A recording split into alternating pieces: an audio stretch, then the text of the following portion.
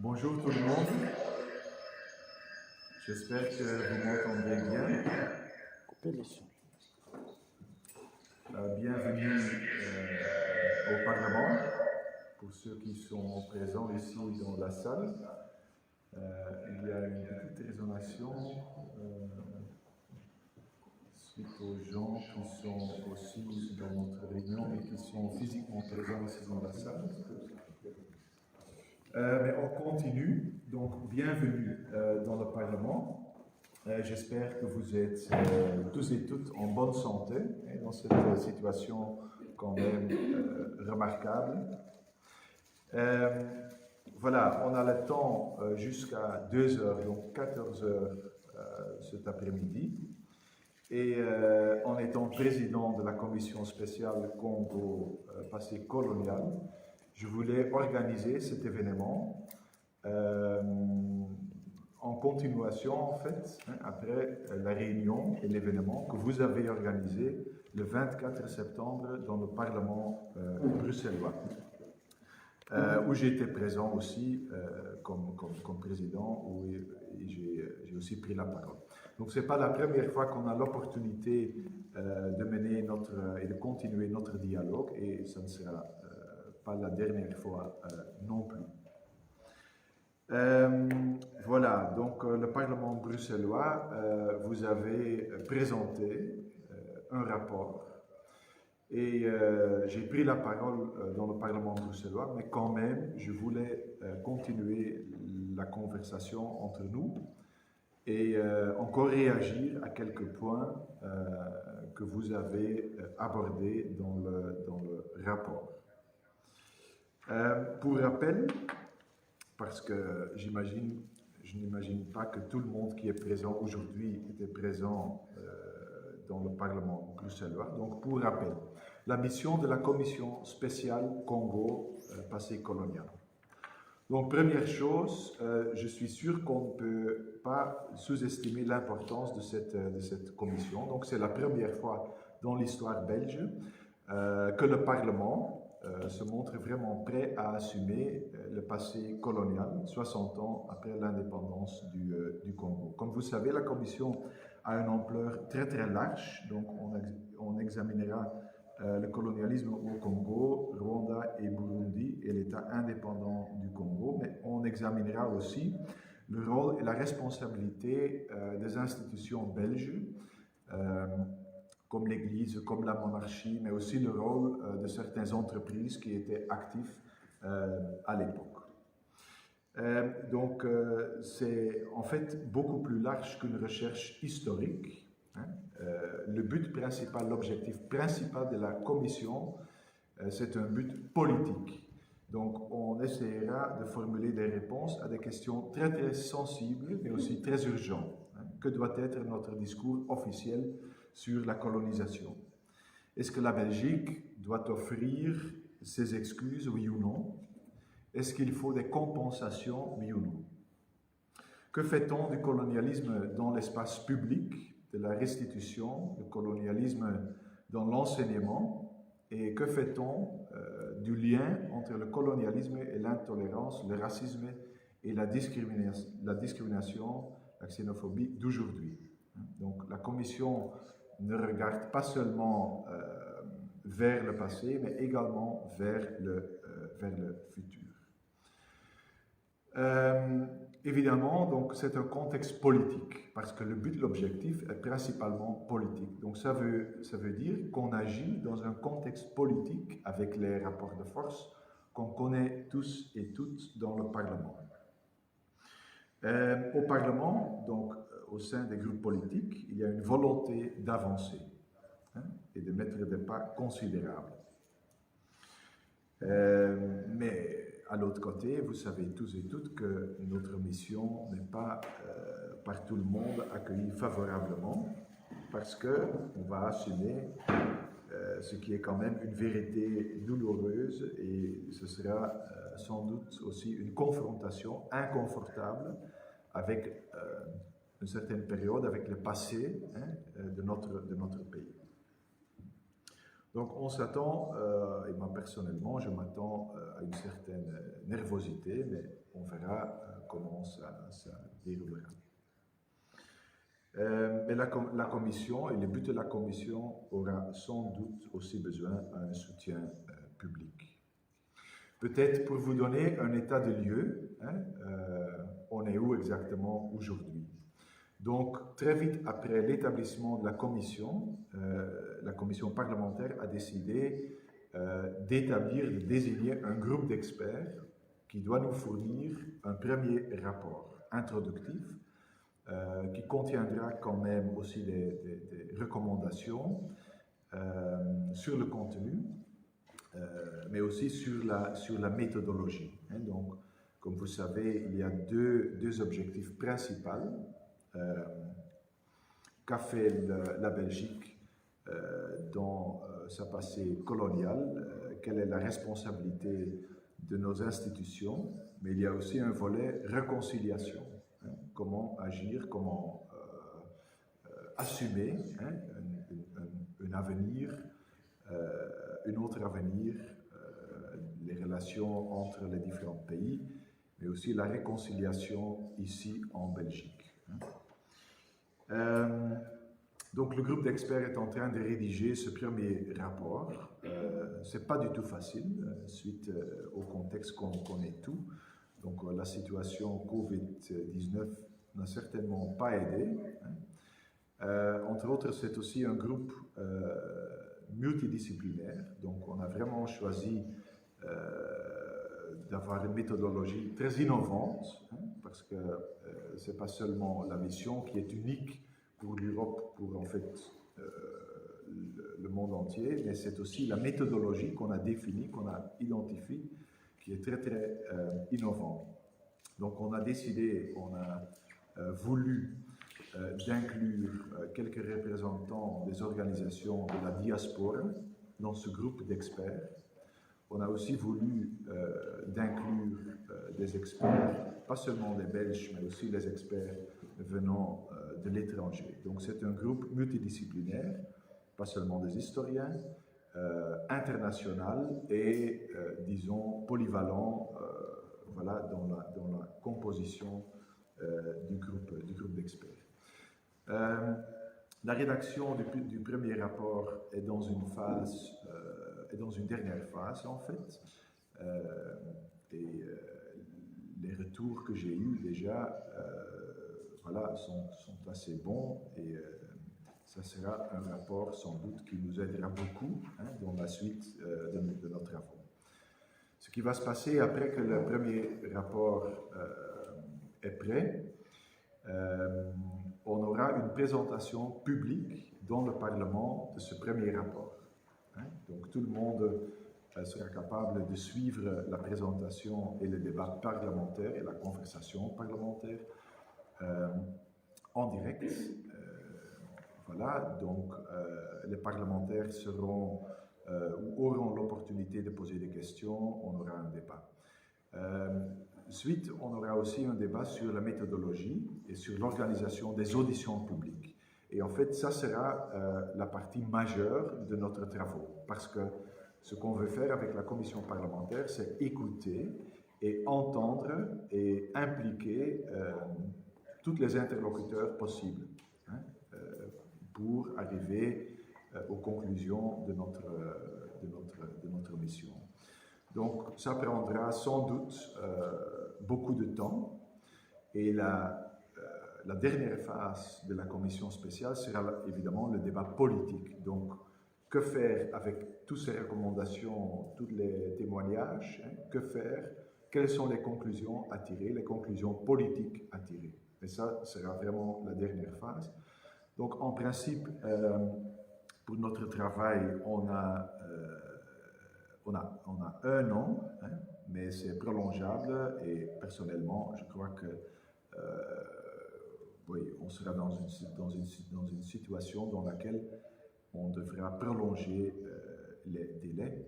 Et voilà, quand on regarde à l'étranger, par exemple, c'est tout à fait compréhensible qu'on devra prolonger les délais de notre travail. Mais c'est une décision qui doit encore être prise, donc voilà. Ça, c'est un peu l'état de lieu. Maintenant, je veux continuer par vous présenter une réaction de ma part à vos propos et à votre rapport, donc, qui a été fourni et qui a été présenté donc, le 24 septembre dans le Parlement bruxellois. Premier point, le rôle du musée d'Afrique. Le musée d'Afrique a été impliqué lorsque les travaux et lorsque la commission spéciale a été établie.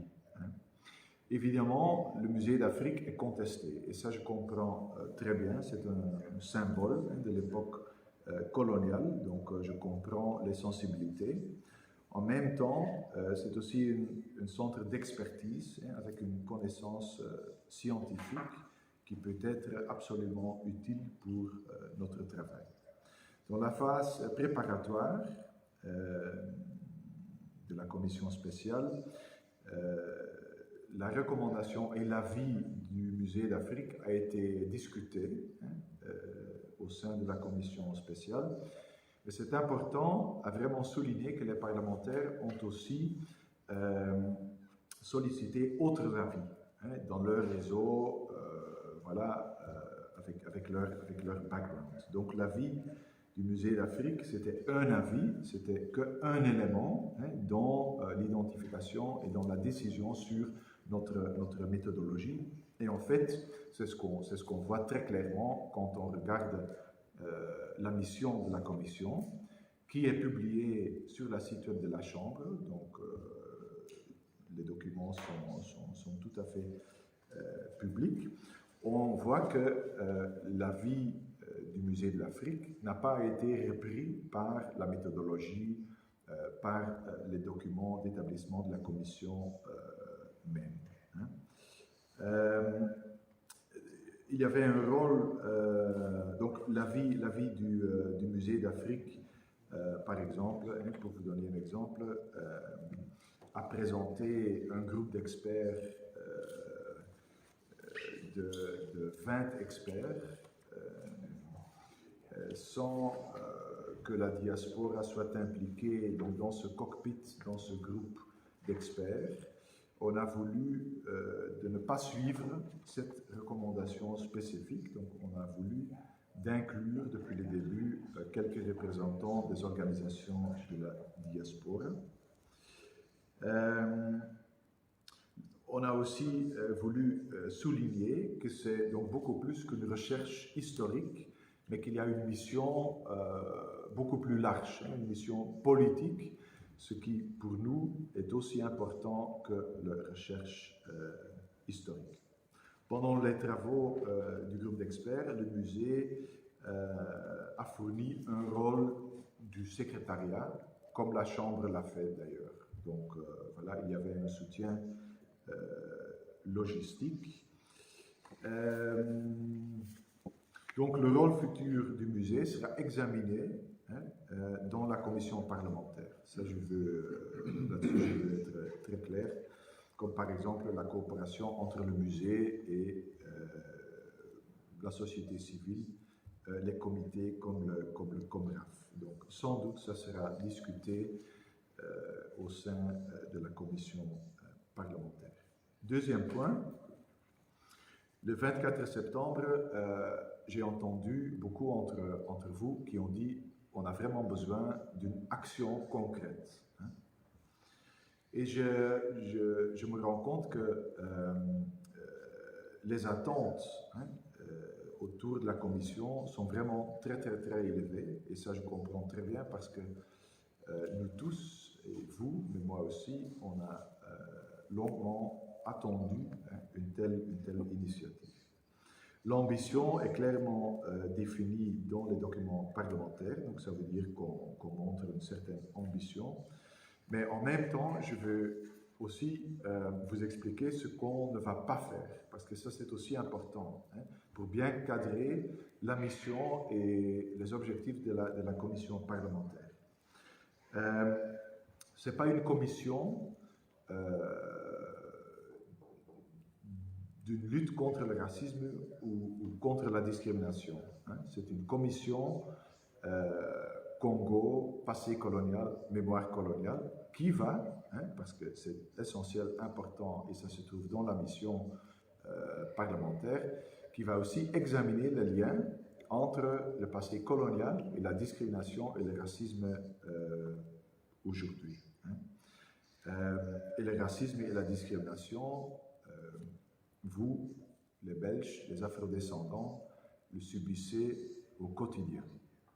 Donc je me rends compte, et ça c'est aussi la raison pour qu'elle se trouve vraiment dans la mission de notre commission. Mais ce n'est pas une commission racisme et discrimination. Donc, entre autres parce que, par exemple, les compétences pour lutter contre le racisme et la discrimination se trouvent aussi au niveau des régions.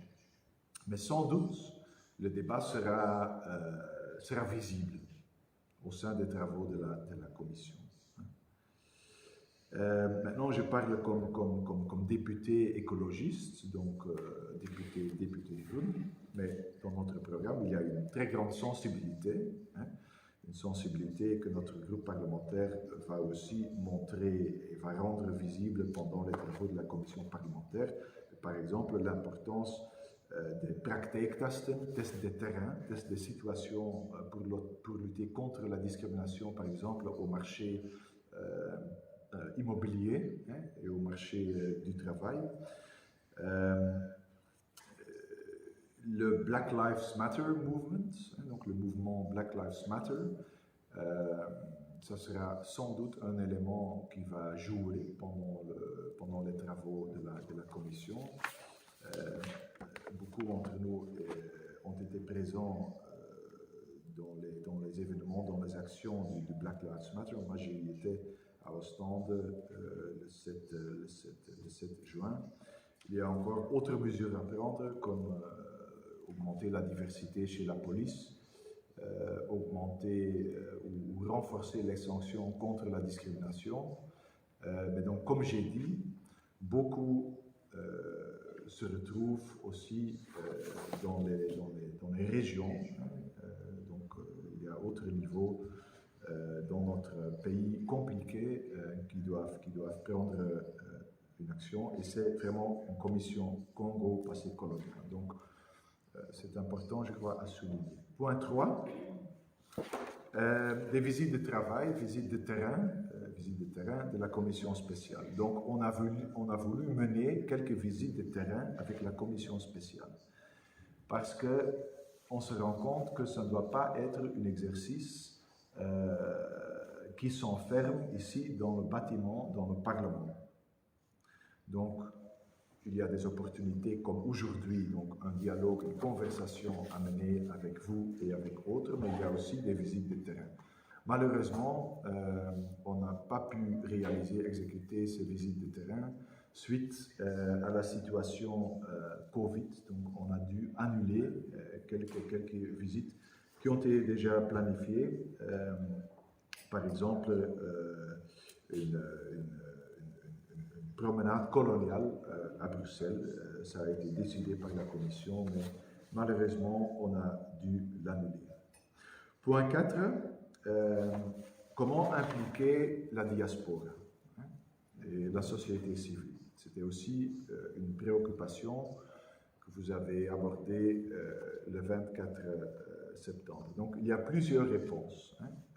Premièrement, la commission spéciale a donc établi un groupe d'experts, 10 experts. Hein. 2 experts sont des représentants des organisations de la diaspora. La commission parlementaire a aussi voulu obliger le groupe d'experts de bien impliquer encore autres organisations de la diaspora, au minimum 4 organisations mentionnées, citées, identifiées dans les documents parlementaires. Mais c'est le minimum, évidemment. On a demandé au groupe d'experts d'encore impliquer et consulter, impliquer, écouter autres organisations de la diaspora. Puis, oui, il y a évidemment les auditions de la commission spéciale elle-même.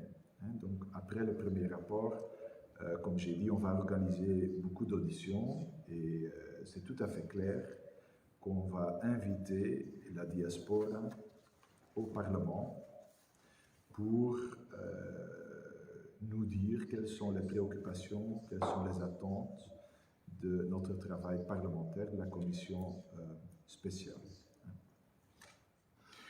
Moi, je veux travailler sur une méthodologie participative.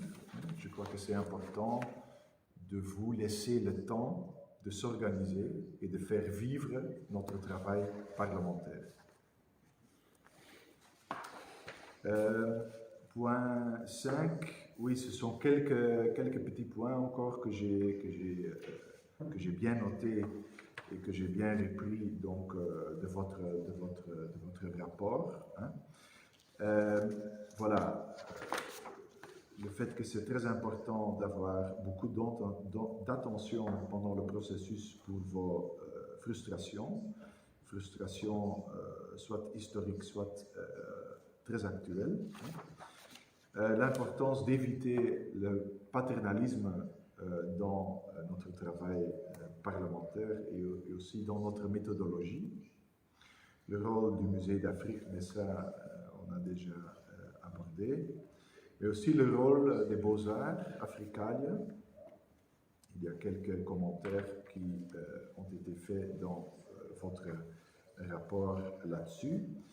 Donc le lien entre le passé colonial et le racisme et discrimination. Et le thème 4, par exemple, dans votre rapport, cite des exemples sur le plan de l'enseignement, l'emploi, le logement et la représentativité. Aussi, la réparation sera discutée au sein de la commission parlementaire. Et j'ai aussi lu avec beaucoup d'intérêt et d'attention votre contribution par rapport à la décolonisation de l'espace public. Et je vais quand même lire quelques points qui figurent dans votre rapport parce que je les trouve assez importants à répéter ici. Donc, page 7, vous dites que, aussi pour rejoindre les missions de la commission spéciale, donc, et vous soulignez 6 points. Faire une traçabilité de l'origine de la fortune de certaines entreprises, banques et familles belges et européennes liées au Congo, de la renommée acquise de plusieurs institutions belges. Mentionner l'origine de la fortune de toutes ces entreprises, banques et familles.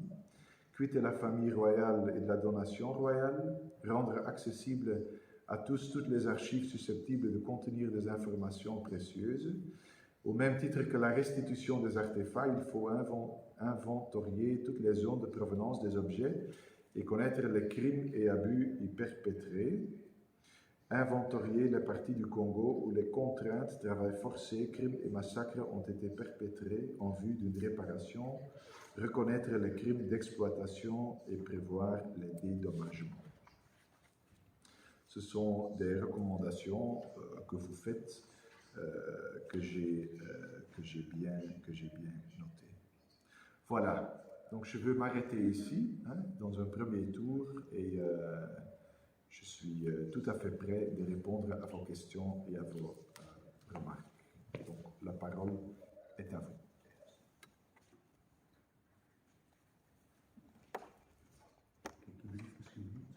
Eerst in de zaal en dan in de Zoom?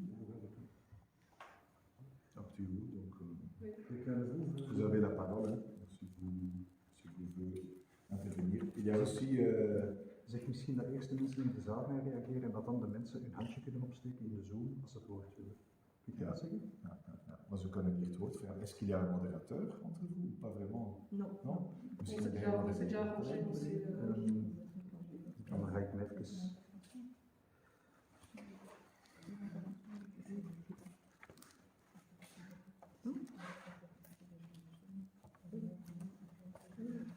Alors, on va d'abord donner la parole aux gens ici en salle pour réagir aux propos de Wouter de Vriend.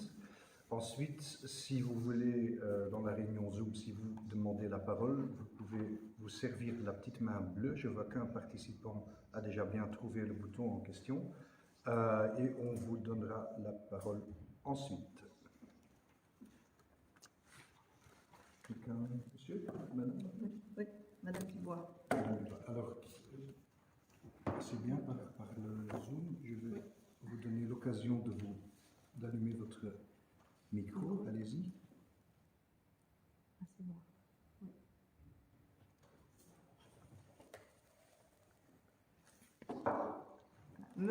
Merci beaucoup, Monsieur De Vriend, de nous avoir consacré votre précieux temps de pause, en nous recevant aujourd'hui dans ce lieu quand même qui représente des représentants du peuple que vous êtes. Ce qui nous amène ici, d'ailleurs, c'est cette fameuse réponse que nous avions reçue par mail et que vous avez repris aujourd'hui ici. Ce qui avait retenu aussi notre attention dans cette réponse, c'est cette fameuse phrase « Nous ne ferons pas de recommandations pour lutter contre le racisme dans notre société. Nous ne conseillerons pas sur la manière de lutter contre la discrimination sur le marché du travail et du logement. » Ce qui nous pousse parfois aussi à demander, d'ailleurs c'est une réaction de toutes, c'est pas nous seuls, parce que nous discutons avec les membres des différentes communautés que nous ne représentons pas tous, mais nous discutons avec beaucoup de gens issus de la diaspora congolaise, rwandaise et burundaise. On finit par se demander quelle est la véritable mission de cette commission, avec son grand nom, mais au final, elle servira à quoi et elle aboutira à quoi? Il ne faut pas oublier que l'esprit colonial fut fondé sur le racisme. Toute la colonisation et le colonialisme belge est l'un des exemples clés de ce que fut le racisme et la discrimination. Dès le début de l'État indépendant du Congo et tout au long de la colonisation belge, et se retrouve encore de nos jours dans nos vies quotidiennes et au travers les divers programmes de coopération. Recevoir des ordres, obtempérer, se contenter de ce que l'on veut bien vous donner. Je ne vous cache pas que c'est aussi l'impression que nous avons en lisant cette réponse. Nous ne considérons pas que c'est de votre réponse, mais la réponse de la Commission, la réponse des parlementaires de la Commission, la réponse des politiques belges.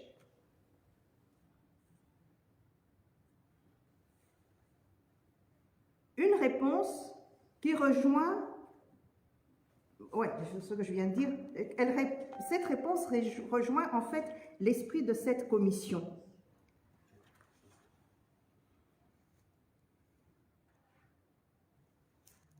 L'histoire coloniale, l'œuvre coloniale belge est fondée sur, comme j'ai dit, l'esprit racial qui se targuait d'amener, d'aider les simples d'esprit.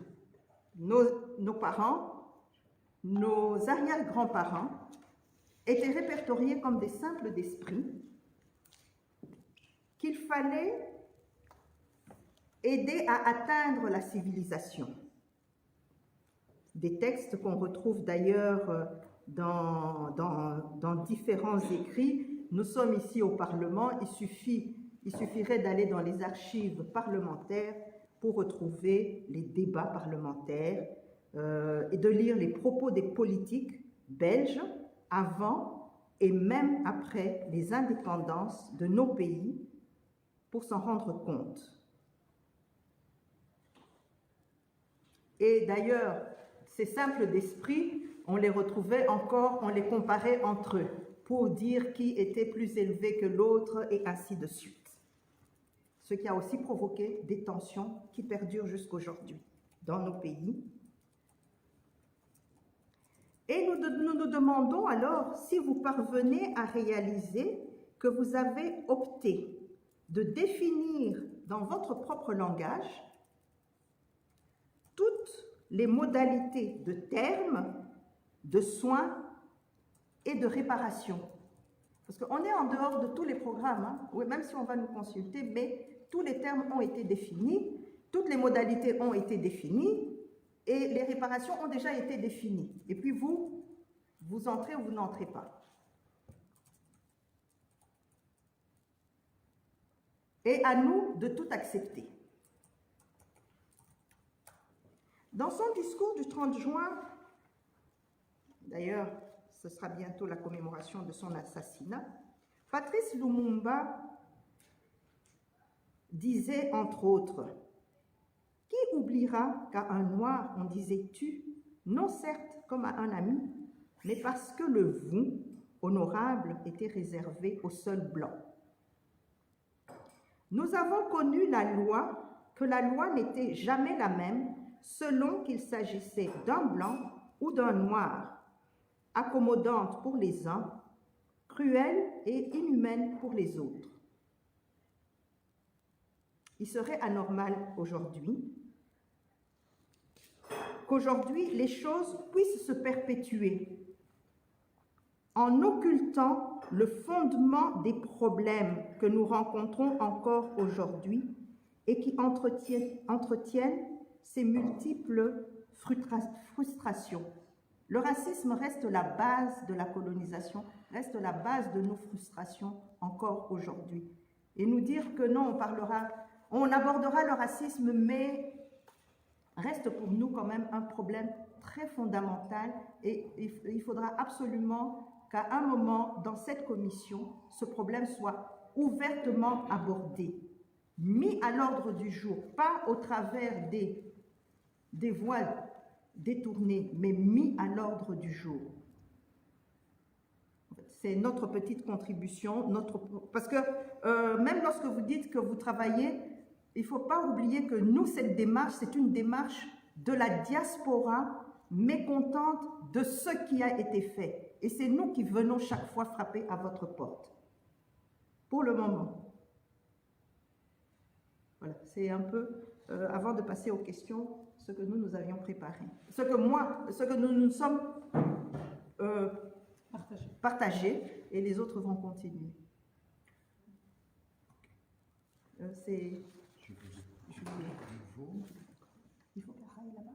Vous allez intervenir, madame? Oui. Un instant. Vous pouvez allumer votre micro.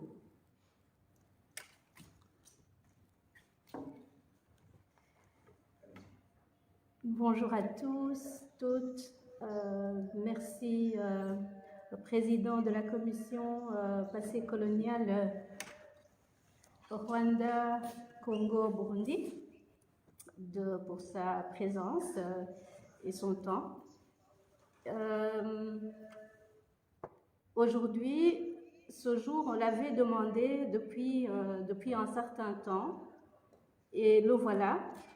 Et c'est un jour qui nous donne l'occasion, en fait, de nous exprimer par rapport à cette commission. Notre intervention vient compléter ce que notre compatriote Georgine vient de dire. C'est par rapport à cette occultation du racisme et de la discrimination que subissent les afrodescendants et plus précisément les afrodescendants des 3 pays, le Congo, le Rwanda et le Burundi. Mais avant tout, avant mon intervention, je voudrais, si vous le permettez, Monsieur le Président, et tous les membres qui sont ici et tous ceux qui sont en ligne, permettez-nous d'abord de nous rappeler d'un membre du groupe des experts qui représentait le Burundi, qui vient de nous quitter, et observons une petite minute de silence pour cette personnalité qui a travaillé pour le Burundi dans la commission, qui a dirigé la commission Vérité et Réconciliation, Monseigneur Jean-Louis Nahimana. Si vous permettez, on peut se lever juste une minute et observer une minute de silence.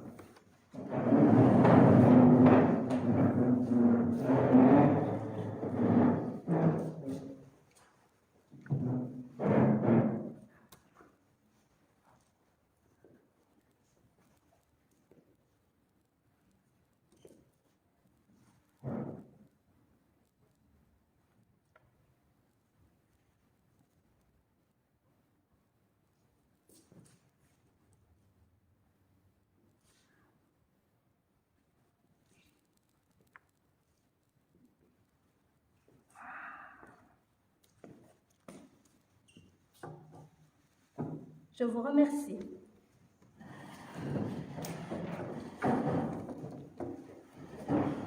Comme Georgine vient de le dire, dans votre réponse, Monsieur le Président, envoyée à Change ASBL en date du 20 octobre 2020, faisant suite au rapport de la rencontre organisée par les organisations des 3 diasporas congolaises, rwandaises et burundaises du 24 septembre 2020, il convient de relever certaines de vos déclarations qui nous posent problème, et notamment la phrase ou le paragraphe qui dit « Nous ne ferons pas de recommandations ». Je ne vais pas la répéter en entièreté, Georgine l'a bien dite. Je vais juste rappeler les contradictions, quelques petites contradictions par rapport à cette phrase, en commençant par la résolution datée du 17 juillet 2020, qui est elle-même intitulée comme suit « Commission spéciale chargée d'examiner l'État indépendant du Congo et le passé colonial de la Belgique au Congo, au Rwanda et au Burundi, ses conséquences et les suites qu'il convient d'y réserver. » C'est très important. En lisant cette phrase, nous nous sommes dites, enfin, il y aura la prise en compte de ce racisme et de cette discrimination qui sont les conséquences et y réserver des suites. Vous venez de dire que la mission de cette commission n'est pas de faire la lutte contre le racisme et la discrimination. Et là, je me pose question par rapport à cet intitulé. Ensuite, plus loin, le texte de la résolution instaurant la commission évoque lui-même le travail du groupe d'experts de l'ONU, cité si haut, et qui dit dans les missions de la commission et des ententes par rapport au groupe d'experts que le racisme est un enjeu de la commission. Nous le citons.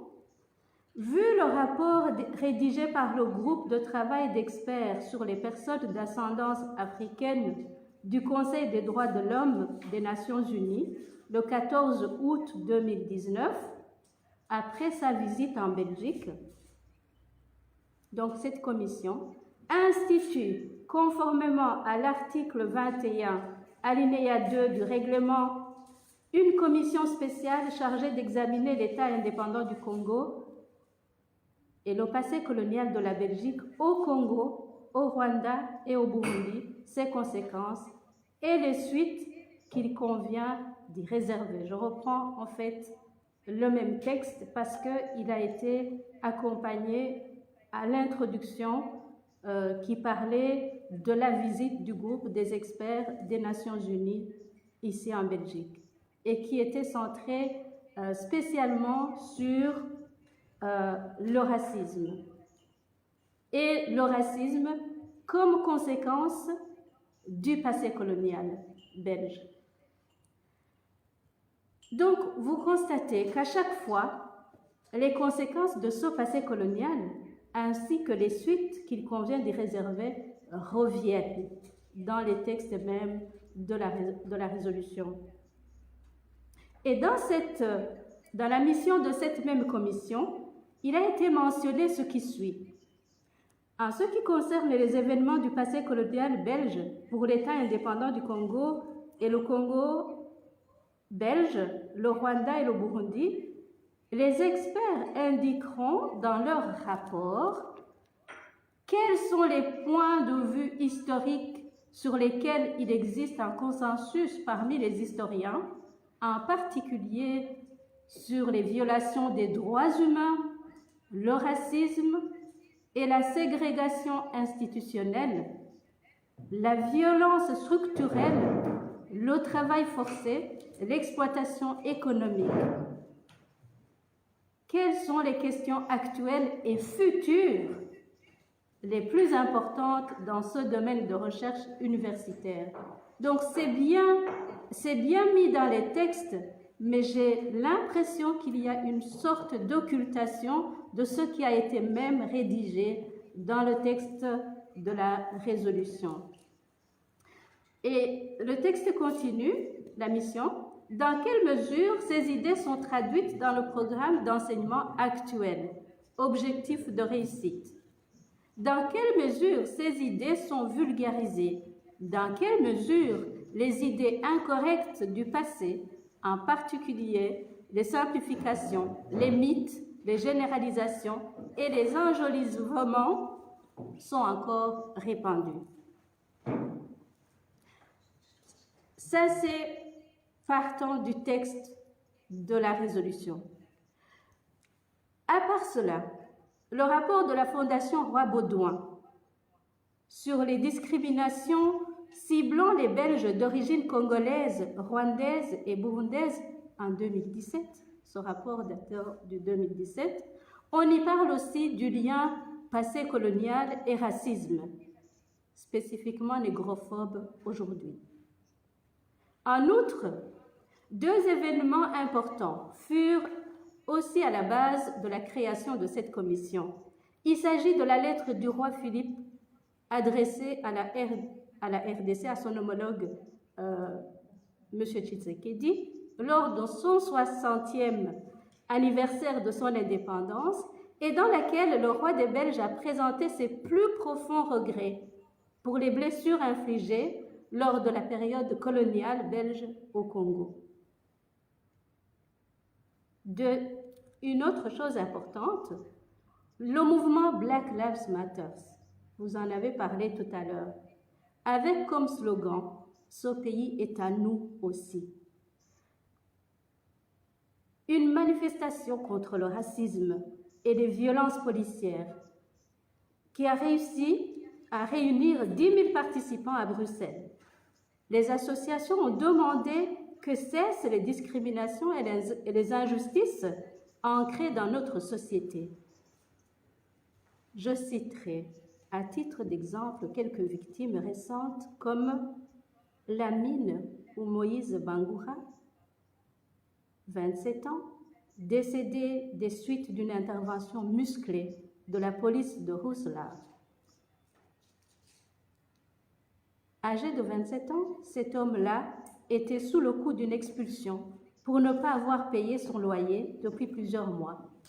Il est mort le 11 mai 2018. Ibrahima est le plus récent, 23 ans, interpellé pour avoir filmé un contrôle de police à hauteur de la gare du Nord à Bruxelles et non-respect du couvre-feu selon la version de la police. Ibrahima, âgé de 23 ans, est décédé samedi dernier après avoir été amené au commissariat.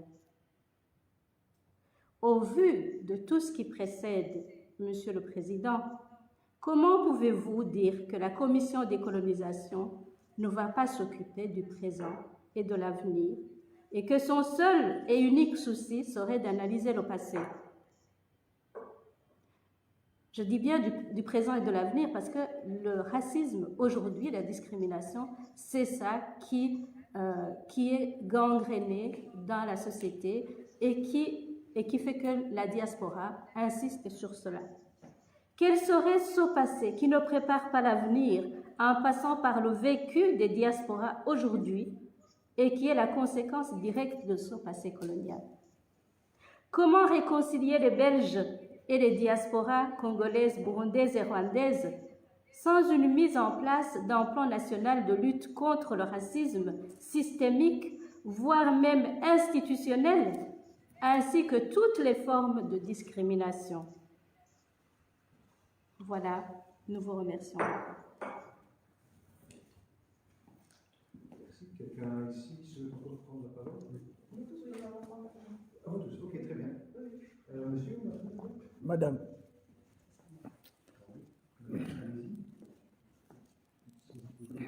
allumez le micro. Dites-moi si ça marche pas.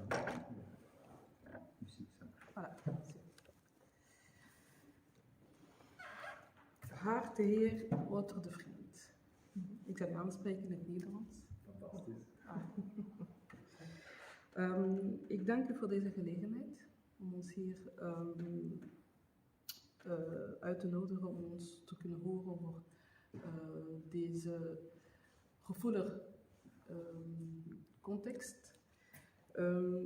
Nu, ik zal graag terugkomen op de zogezegde samenwerking met de diaspora en de 4 of 5 VZW, welke werden genoemd om samen met de expert te werken. Wij, Change ISBL, waren tussen de VZW, welke eigenlijk met de experten zou moeten consulteren of samenwerken. Ze hebben ons misschien 2 keer aangesproken. 2 keer hebben wij een link van Zoom gekregen om de vergadering bij te zitten. Er is niet veel tijdens die 2 vergaderingen gebeurd. Ze hebben ons concreet gezegd dat zij zich nog niet hebben georganiseerd, dat zij eigenlijk nog niet weten hoe ze gaan werken. Ze hebben nog geen methodologie. Kort gezegd, ze hadden eigenlijk nog niks gedaan. En sindsdien niks niet meer. En dan hebben wij gehoord dat er een paar VZW een formulier hebben gekregen om die in te vullen. Met de vragen die eigenlijk een beetje onzin was. Sorry om dat zo hard te zeggen, maar ik weet niet wel. Vragen zoals, denkt u dat er discriminatie is in België? Ik vind dat eigenlijk discriminatie, als er racisme is in België, ik vind dat er gewoon een vraag is dat daar niets te maken had. Want het is gewoon evident. Zulke vragen stellen we gewoon niet voor. Wij hebben die formulier niet ingevuld, omdat wij van mening waren dat zij eigenlijk ons hadden kunnen contacteren.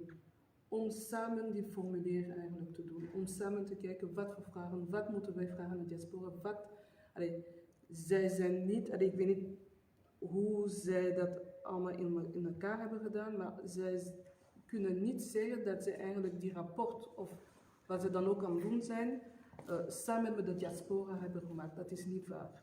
Ze hebben geen contact gehad met de diaspora en dat vinden wij heel spijtig.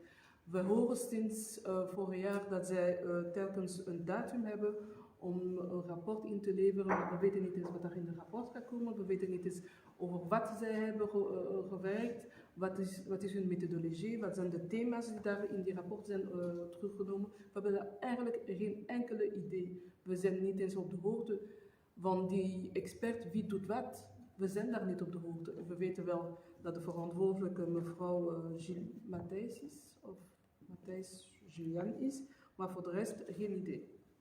Er is een expert normaal gezien voor elke land voorzien, maar geen enkel van die experts hebben ons eigenlijk geconsulteerd. Dus mijn vraag is, zal het zo blijven?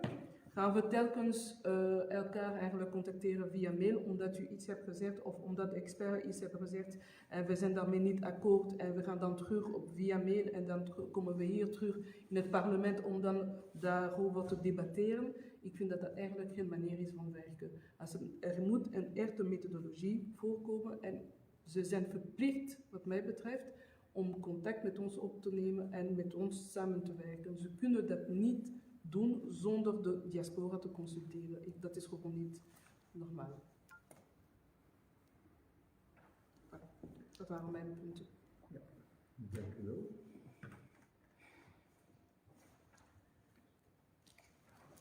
Monsieur.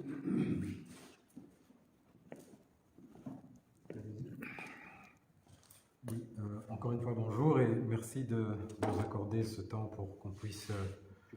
Désolé, je crois pas que vous avez... votre micro est... Est-ce que vous m'entendez? Donc, merci de nous accorder ce moment pour qu'on puisse finalement discuter des travaux de la commission et donner notre avis aussi publiquement, comme on l'avait fait la première fois. Je voudrais peut-être commencer par... je serai bref, je pense que le principal a déjà été dit par mes collègues. Je voudrais rappeler une chose qui est très importante à nos yeux, c'est que l'entreprise coloniale et ses conséquences aujourd'hui dépassent le cadre politique. Les conséquences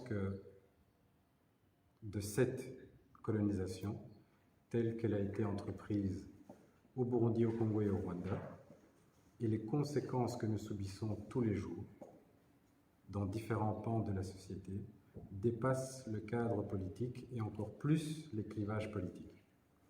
Donc quand nous entendons la Commission et le président de la Commission nous dire que le but recherché est politique, qu'il s'agit d'une entreprise politique, ça nous inquiète très fort, très très fort.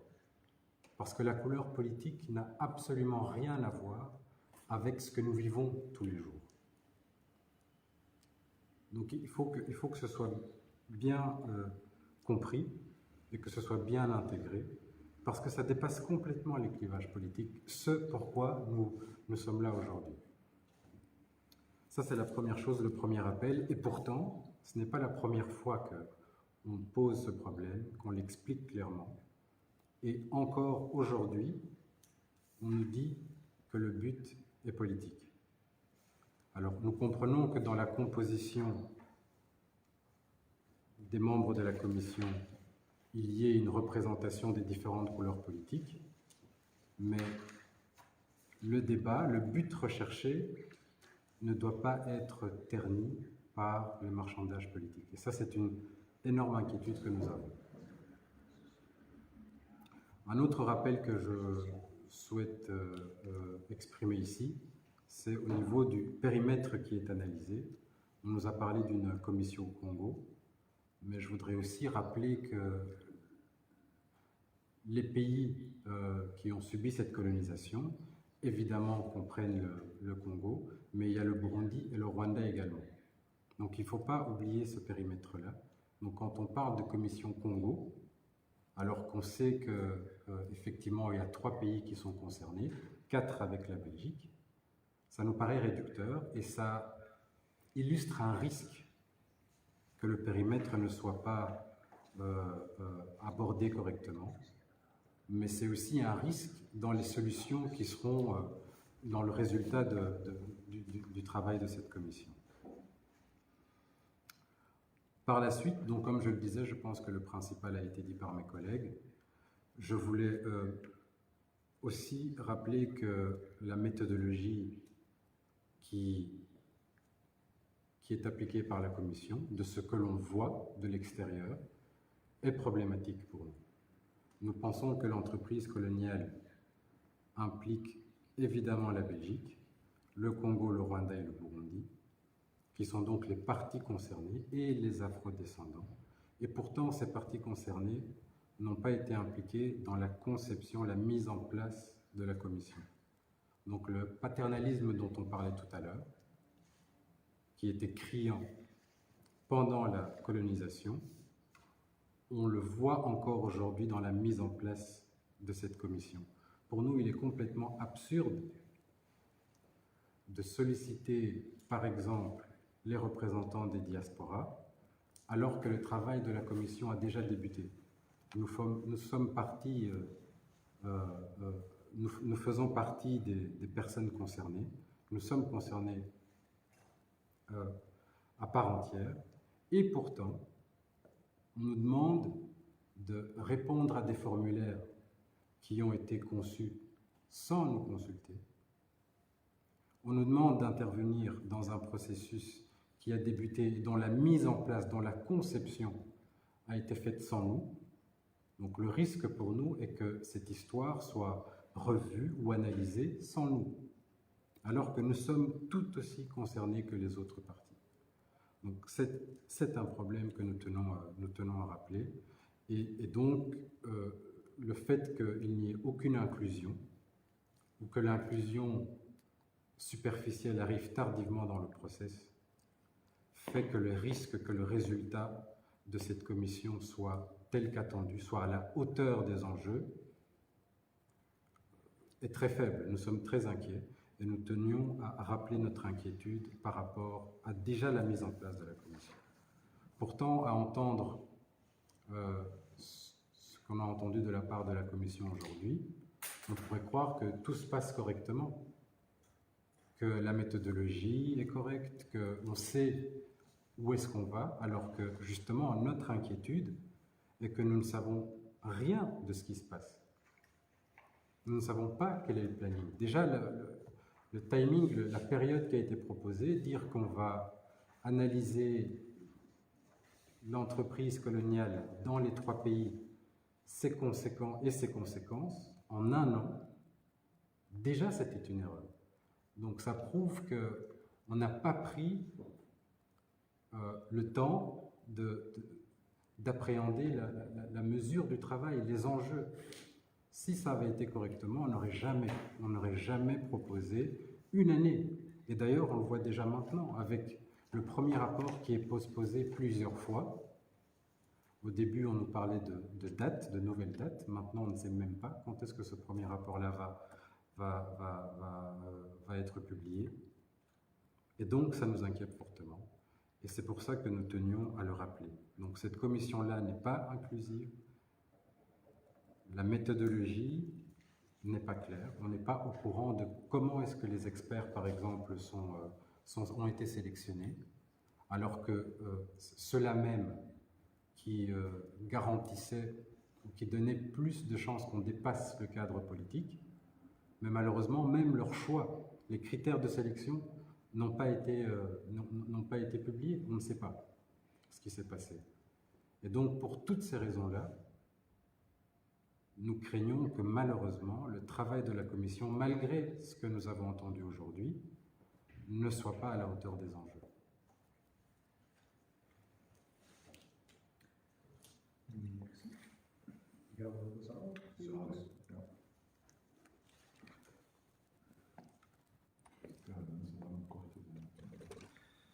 Voilà, si maintenant il y a des interventions par Zoom qui veulent se faire, c'est possible. Je vois déjà la main levée de M. Alberto Cincobo. Monsieur Cincobo, vous avez la parole. Essayez de rester bref puisqu'on n'a pas énormément de temps. Folie.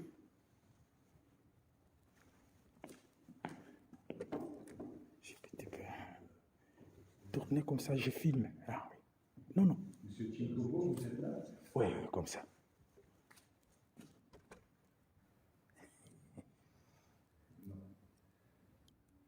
Alors, on passe à Monsieur Gaspard Quirongo. Allez-y.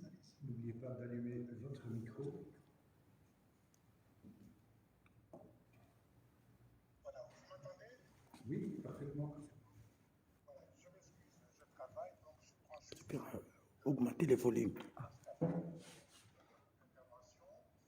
C'est juste une question. L'essentiel a déjà été dit, mais bravo à toutes ces personnes qui s'occupent, donc qui travaillent sur ce dossier. Ma question est celle-ci. En dépit de tout ce qui a été dit,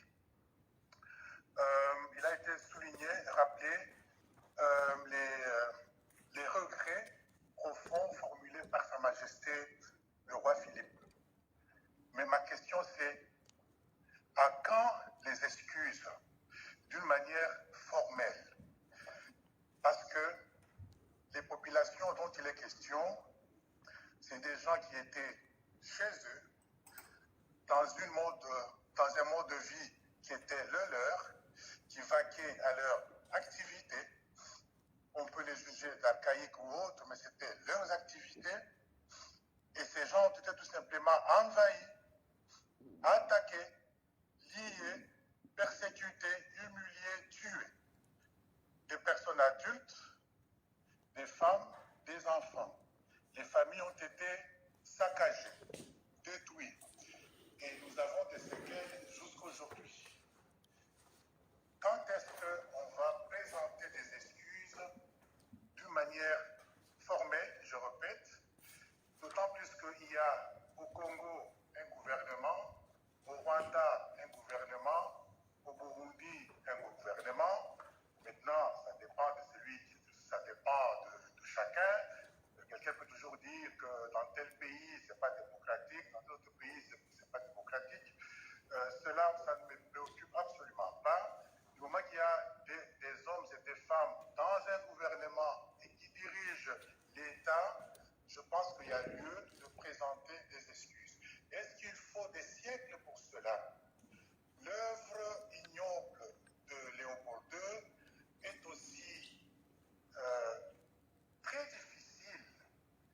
difficile à admettre que ce qu'a fait Hitler.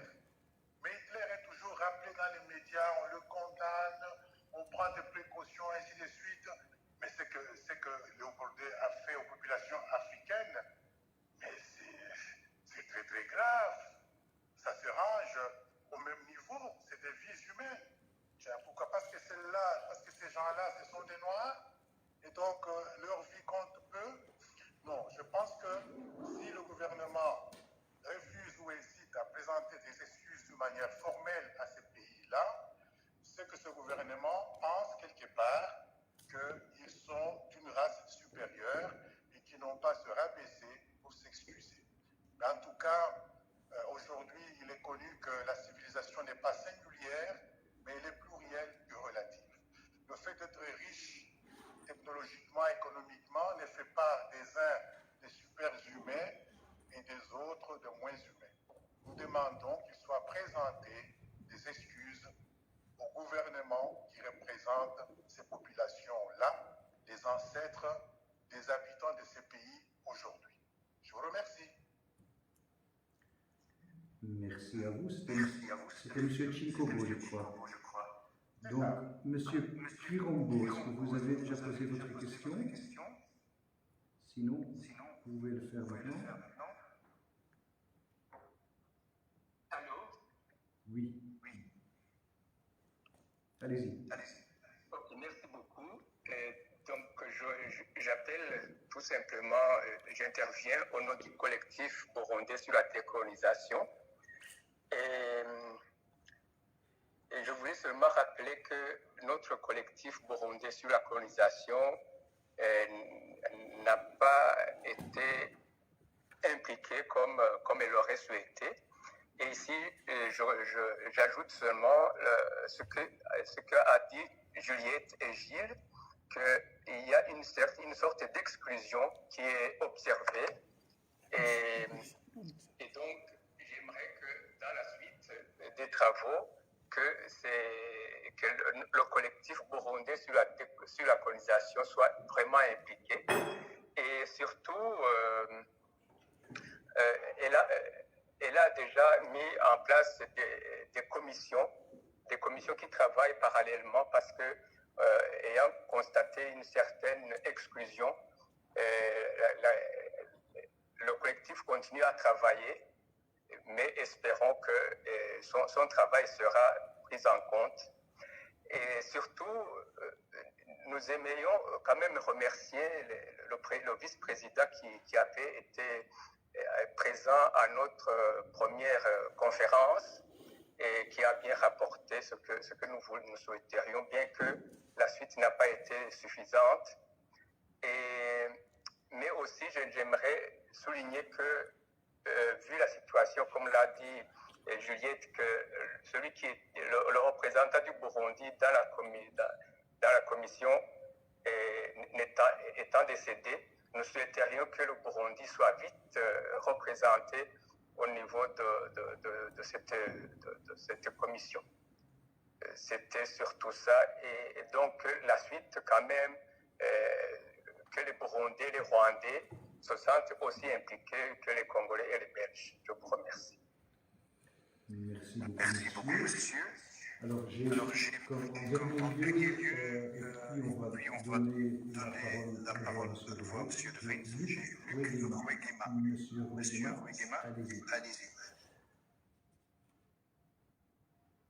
Oui, merci. Je parle depuis l'Angleterre. Ma question est celle-ci. Les amis se sont plaints de l'inclusivité, de la méthodologie, de la proposition de la commission, que la commission n'est pas à la hauteur. Oui, tout ça, ce sont des préoccupations qui valent bien être considérées. Mais pour moi, c'est comme si les pays africains, donc le Congo, le Rwanda et le Burundi, qui devraient être des plaignants, devraient à leur tour présenter leur cahier de charges. Et puis ces organisations, comme les collectifs burundais et tout ça. Et à mon avis, ce n'est pas tard, il y a moyen de vous amener leur cahier de charges, ce qu'ils proposent. Donc je voulais savoir si c'est encore possible qu'eux aussi, et même si ces gouvernements de ces trois pays soient en mesure d'amener leur cahier de charges pour que ça soit pris en considération dans cette commission. Merci beaucoup. Et je donne la parole à monsieur de Veit.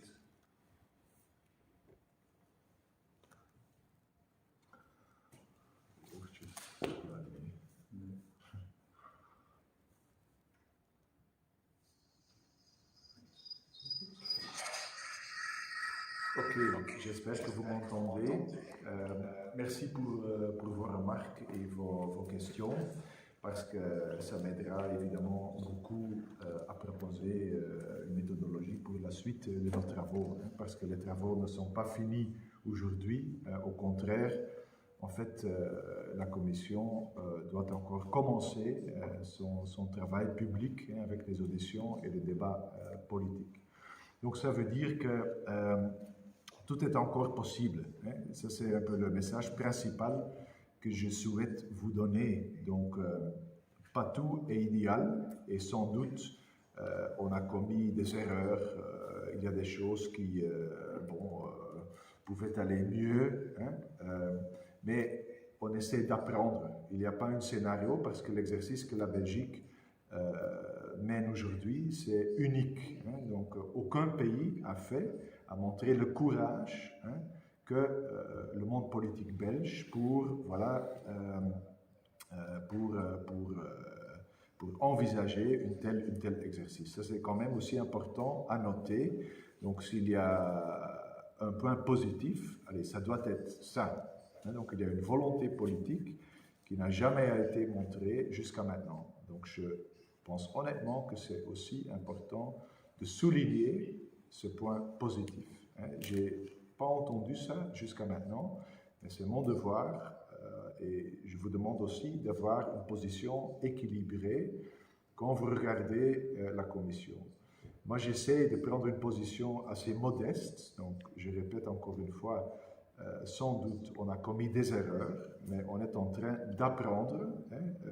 C'est pour ça qu'on a cet événement aujourd'hui, pour vous écouter, pour apprendre et pour faire mieux dans les mois et peut-être les années qui vont suivre. Donc, quelques points qui ont été abordés. Donc, évidemment, je suis ici comme président de la commission, ce que veut dire que je suis ici pour vous expliquer la mission de la commission. Et la mission de la commission est décrite dans le document parlementaire. Donc, c'est mon devoir d'expliquer la mission. Et j'ai aussi appelé à mes collègues, les membres de la commission, de faire la même chose et de faire vivre d'autant plus que possible de faire vivre ce débat aussi en dehors du Parlement. Hein. Donc la mission est décrite dans le document parlementaire et il s'agit de 6 points. Donc faire la clarté sur l'État indépendant du Congo et sur le passé colonial de la Belgique au Congo, au Rwanda et au Burundi, et d'en tirer des enseignements pour l'avenir. 2. Examiner le rôle et l'impact structurel que l'État belge, les autorités belges, les acteurs non étatiques au sens large ont eu sur l'État indépendant du Congo et sur le Congo belge, le Rwanda et le Burundi. 3. Examiner l'impact économique de la colonisation sur la Belgique et les pays colonisés. 4. Formuler des recommandations sur la manière d'aborder le passé. 5. Élaborer des propositions pour la réconciliation entre les Belges et optimaliser les relations entre les Belges et les Congolais, Rwandais et Burundais. Et dernièrement, de formuler des recommandations sur la manière de stimuler et de faciliter la recherche universitaire sur le colonialisme. Donc, quand je dis que ce n'est pas une commission racisme-discrimination, je dis la vérité. Hein, donc, il y a d'autres initiatives à prendre dans notre monde politique pour lutter contre le racisme et la discrimination. Moi, je ne veux pas dire qu'on va identifier toutes les solutions. Parce que ça ne sera pas le cas, ce n'est pas la mission en fait de la commission. Donc, je veux éviter que beaucoup de gens seront déçus hein, de l'outcome, des résultats de la commission. Mais quand même, c'est quand même important, le racisme comme conséquence du passé colonial, hein, ça sera abordé. Donc le lien entre, ou étudier, rechercher, vérifier le lien entre le passé colonial et le racisme et la discrimination aujourd'hui, ça fait partie de la mission de la commission. Donc ça veut dire que le racisme, que la discrimination, ça sera discuté et ça sera visible dans les débats parlementaires qu'on aura. Donc, mais je ne sais pas si vous me comprenez très bien, peut-être suite à mon français, désolé, mais je veux bien encadrer un peu les objectifs. Allez, ça ne sera pas une mission, un rapport contre le racisme et la discrimination avec toutes les solutions hein, que moi, je les tiens chez moi, hein, au cœur, évidemment, mais ce n'est pas la mission de cette commission. Il y a d'autres initiatives à en prendre dans notre pays. Hein.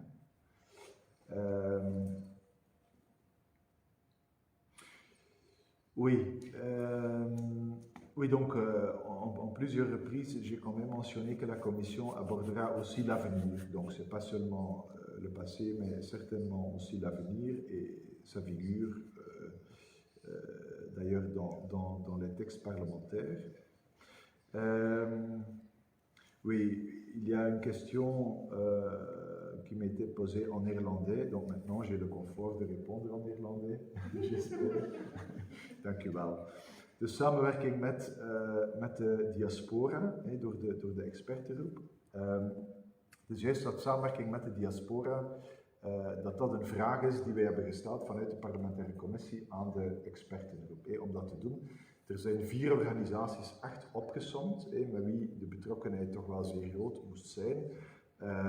Maar dan weet ik vanuit de expertengroep, ik zetel natuurlijk zelf niet in de expertengroep, maar er is regelmatig contact tussen ons. Dus ik weet van de expertengroep dat er contacten zijn geweest met verschillende middenveldorganisaties. Tot op welke hoogte precies, kan ik moeilijk zeggen. We zullen het rapport afwachten. Maar ik heb het volste vertrouwen in de expertengroep en ik weet dat de gevoeligheid bij hen ook groot is, correct is, om de diaspora-organisaties te betrekken bij hun werk.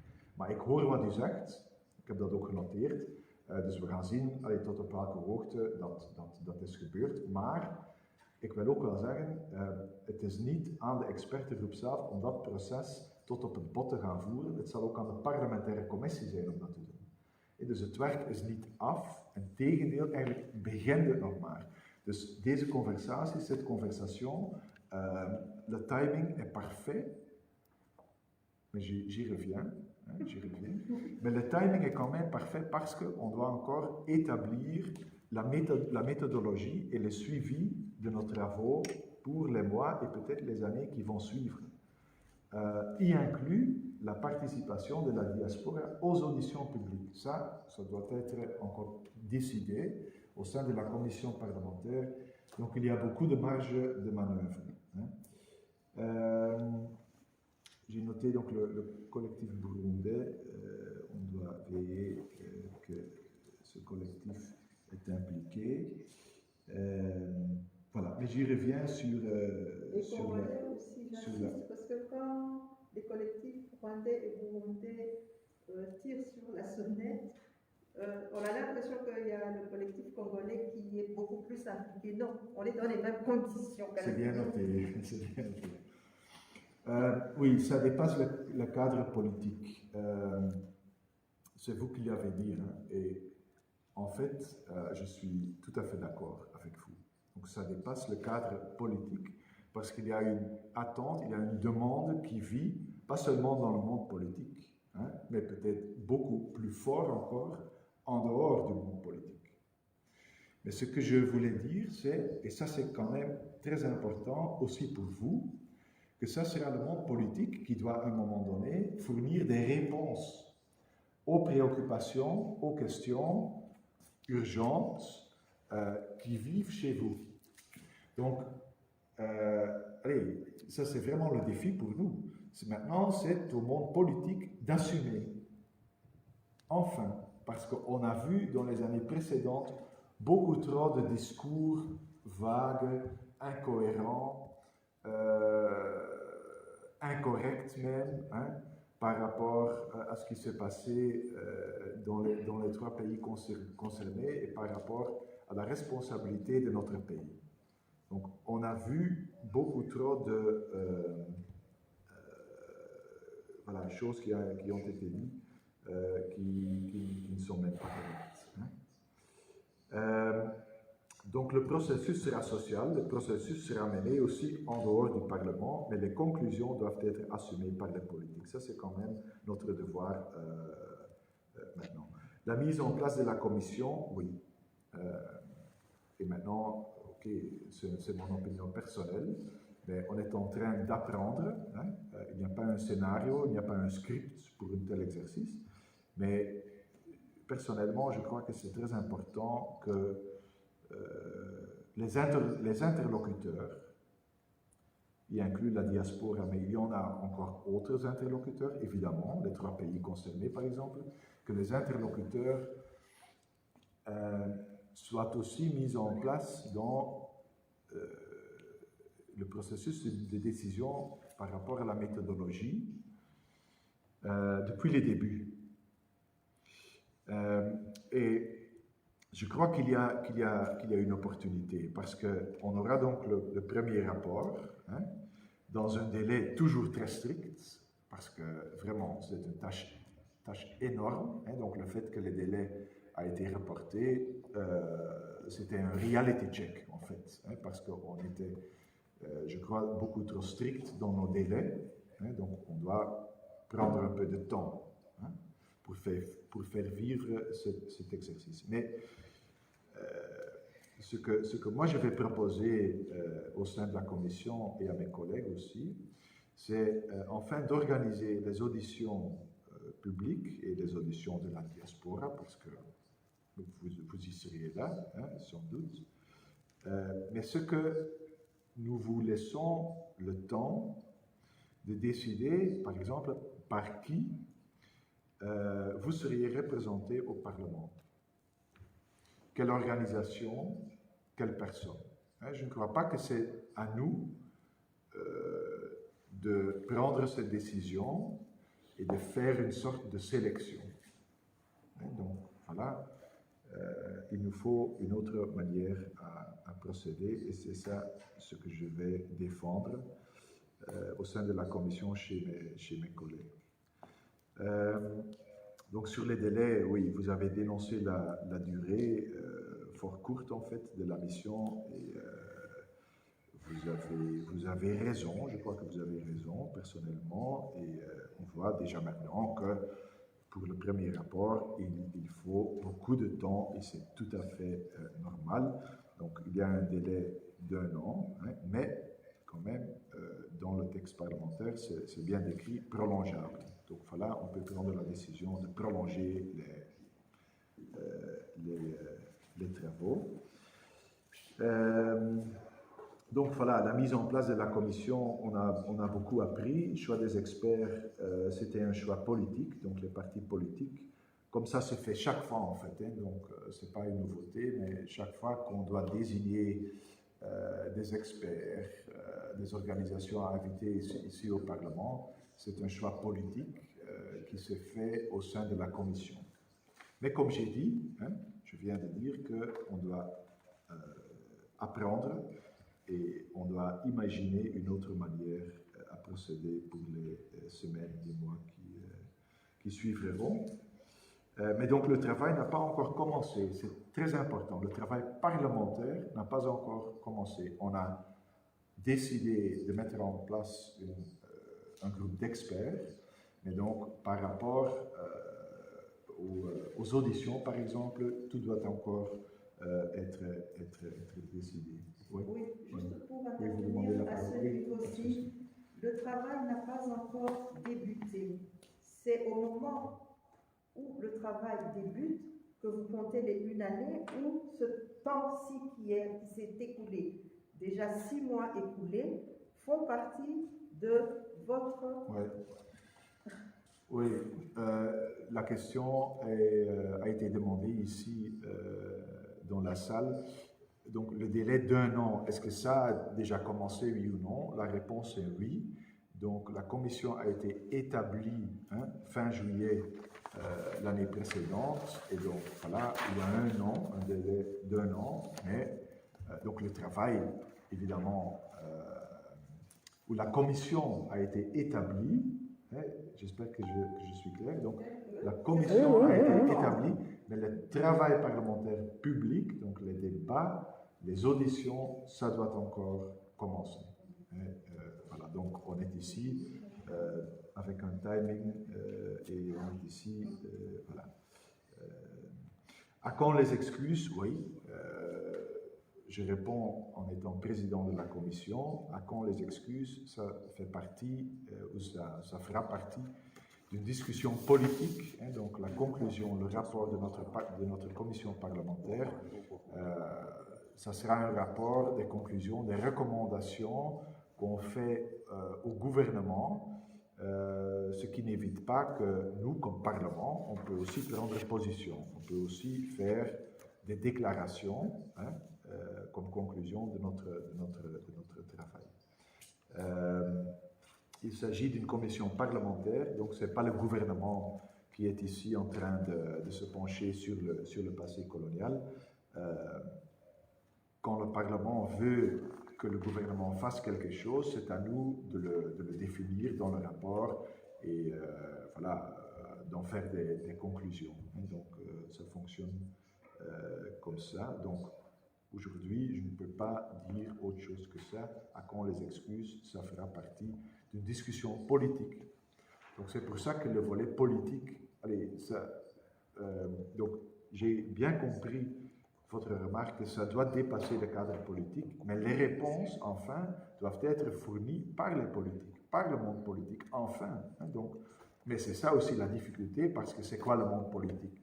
Est-ce que c'est mon groupe, est-ce que c'est mon parti Écolo Group? Non. Il y a autre famille politique, avec autre sensibilité, et c'était la volonté de la population de les mettre ici en place, avec une répartition de 150 sièges au Parlement. Il y a un rapport de force entre les groupes politiques, et ça aura un impact, évidemment, sur les conclusions, sur le rapport de la commission parlementaire. Par rapport aux 3 pays concernés, oui, donc ce sera un point principal de notre ordre de travaux le moment qu'on reçoit le premier rapport, comment impliquer les 3 pays. Ça s'est fait déjà maintenant, donc je veux être très très clair. Donc les départements historiens des universités aussi au Congo, Rwanda, Burundi ont été impliqués, ont été contactés. Donc il y a une forme de contact, mais évidemment, le moment qu'on commence avec notre travail public, les auditions, les commissions parlementaires, il y a évidemment la question comment impliquer les trois pays, comment impliquer les interlocuteurs, les autres interlocuteurs que les universités dans les trois pays concernés. Voilà, j'espère d'avoir répondu aux plupart des questions et des remarques. Je ne sais pas s'il y a encore des courtes prises de parole. Oui. Oui, je vois Huawei, vous avez la parole. Peut-être vous pouvez dire votre nom. Vous avez la parole. Il faut allumer le micro. Ouais. Allez-y. Enchanté.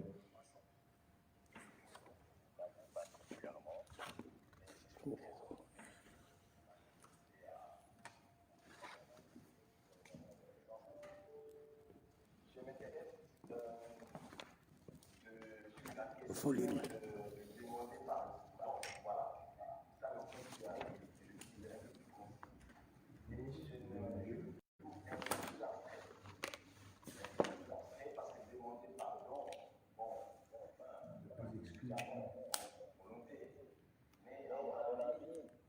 Ça devait pouvoir passer par des actions concrètes telles que, par exemple, participer à améliorer la gouvernance dans nos pays. Nous savons par exemple actuellement que certains des pays du Grand Lac sont complètement en déséquilibre lié au fait que la gouvernance n'est pas bonne. Le Congo est un des exemples, tels que participer à lutter contre l'insécurité. Au Congo, nous voyons par exemple à l'est du pays, c'est de l'insécurité totale. C'est dans des actions comme ça où on devait voir l'action concrète de la Belgique et même du Rwanda, du Burundi, participer à la sécurisation du voisin congolais. C'est dans des actions comme ça. C'est également parmi les actions concrètes le rétablissement des partenariats gagnant-gagnant dans les différentes prises d'entreprise dans les différents entrepreneuriats. Donc où disons l'accès facile à l'emploi aux Africains qui sont dans la diaspora. C'est des choses comme ça, la création de l'emploi dans les pays qui ont été colonisés, le Rwanda, le Congo et le Burundi. C'est dans des actions concrètes que moi je trouve on demanderait pardon. Ce n'est pas un pardon verbal, mais plutôt un pardon qui passe par les actions concrètes. Je ne cite que ça comme petits exemples, mais il y a beaucoup, c'est cosmopolite, c'est beaucoup de choses qui peuvent se passer lorsque un pays reconnaît son tort, etc. Donc, il y a beaucoup de conséquences de la colonisation sur nos pays africains. Il y a beaucoup de conséquences, parmi lesquelles, entre autres, c'est que nous sommes en train de vivre aujourd'hui. Et je pense que c'est possible Voilà ma préoccupation, c'est là que je voulais intervenir. Merci bien. Malheureusement, on n'a pas le temps pour d'autres questions, donc je vais offrir l'occasion à M. De Vries de répondre avant de clôturer. S'il vous plaît, une petite question. Oui. Il est journaliste. D'accord. Okay. Oui, moi je voudrais savoir si dans la commission on va traiter ou bien vous allez mettre sur pied une commission réconciliation entre les Rwandais, les Burundi et les Congo, parce que ces trois peuples ne s'attendent pas. Même le fait de venir ici, il y a des Burundais et des Congolais, quand nous, on va sortir ici, on aura des problèmes avec la communauté congolaise. Ils vont nous considérer comme des collabos parce que pour le moment, le Congo est en guerre implicite avec les Rwandais et que les Congolais accusent les Rwandais d'agresser les Congolais. Ça, c'est ma première préoccupation. Est-ce qu'il y aura une commission réconciliation entre les trois peuples? Encore, est-ce qu'au Rwanda, il y aura une commission réconciliation entre les Hutus et les Burundais, et les Hutus et les Tutsis, parce que ces conflits, c'est la Belgique qui est à l'origine. Avant, les Tutsis et les Hutus s'attendaient très bien.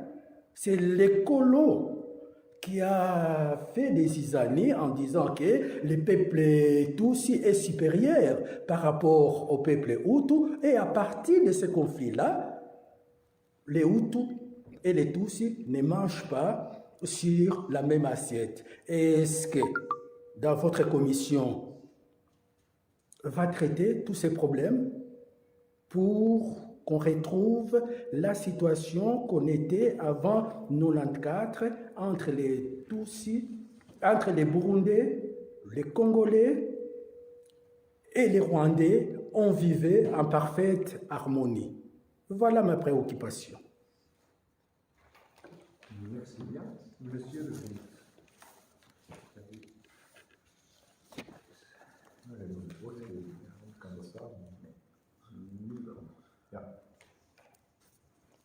Ok, merci pour ces dernières questions. La question si un pardon doit être accompagné par des actions concrètes. Personnellement, le travail parlementaire, le travail de la commission va se pencher sur les actions concrètes, mais ça sera politique, donc ça sera à la commission d'y prendre une décision, évidemment. Et donc ça fait la partie de nos conclusions. Oui, en principe, donc la réconciliation entre les trois pays concernés ne fait pas partie de notre travail, mais s'il y a une responsabilité du passé colonial, s'il y a un impact du passé colonial et du comportement de la Belgique aux relations entre ces trois pays concernés aujourd'hui, évidemment, ça fera partie de notre discussion. Il y a un impact du colonialisme aux relations, à la situation des trois pays concernés, toujours aujourd'hui. Donc il y a beaucoup de littérature qui le démontre. Donc ça fera évidemment partie de notre discussion. D'accord. Je vois qu'il y a beaucoup de gens qui veulent encore prendre la parole, mais malheureusement, c'est plus possible aujourd'hui. Mais ce que je veux vous proposer, c'est le suivant. Le moment qu'on reçoit le premier rapport, en étant président, moi je veux faire vivre ce rapport aussi en dehors du Parlement. Donc je vous propose de réorganiser et de vous réinviter de nouveau pour continuer notre conversation et notre dialogue. Peut-être le timing idéal, c'est après le premier rapport, comme ça on a le premier rapport comme nouveau élément à discuter entre nous. Donc voilà, à vous d'y réfléchir. Mais je veux vous remercier donc pour l'échange de vues. Ça m'aide beaucoup de vous écouter et de recevoir vos recommandations et aussi vos préoccupations. Donc voilà, on essaye de bien définir et de prendre les bonnes décisions pour notre méthodologie et pour la suite de nos travaux. Voilà, merci et à la prochaine. Merci.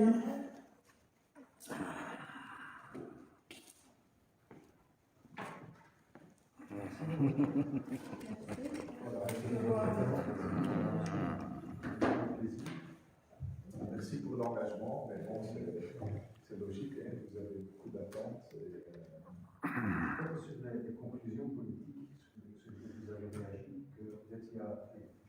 tu as déjà adressé un peu la question, mais pourtant, on se rend compte que pas tout le monde comprend ça. Boti Kolanda, moi débat ezalaki awa entre président et la commission sur le passé colonial Congo belge, Rwanda et Burundi, nde tozalaki awa bomoni toza na parlement belge tobandi après tozala interview après. Merci. Mais nous aussi, nous